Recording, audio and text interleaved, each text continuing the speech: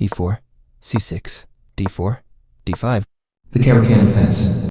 The disgraceful, the dreadful, the wretched, the deplorable opening, or so they say. It's true. Okay, he's gonna play the stupid Caro-Kann. I mean, Levy really needs to learn some proper openings, not play nonsense like this. But its methodical nature teaches you essential chess fundamentals, developing your pieces, how to make a plan, and position your pieces carefully to carry it out. If you're still under 1500 ELO, I promise you'll learn a lot by playing this opening. In today's video, we'll break down the most common variations, showing you how to create a winning plan in each. Stick around till the end if you're serious about taking your chess skills to the next level.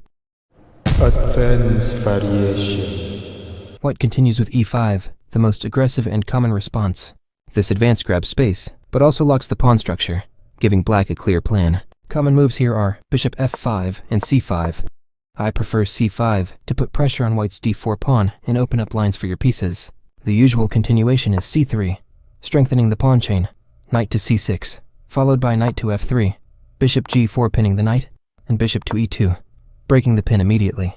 Black then plays e6, white castles, and you continue your development with knight to e2, aiming for g6, controlling a lot of key squares on the king side. Place your light squared bishop on e7, castle king side, and build a strong position to counter white's space advantage.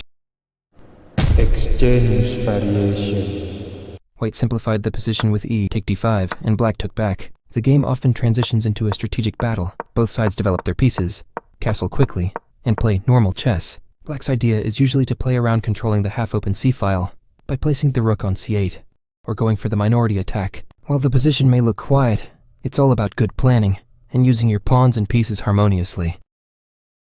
Tartakower Variation. Instead of pushing or trading pawns, white develops with knight to d2 or c3. This move isn't ideal because it blocks the c-pawn from potentially advancing to c3 or c4 later on. But this doesn't matter much at the lower level, so we continue.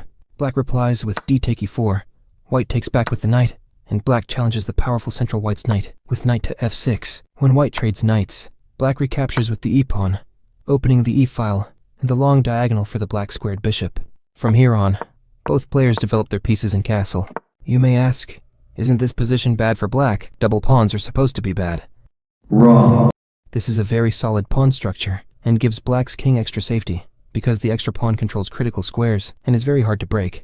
Later on, we also want to place our queenside knight on g6 to help generate an attack on the king side.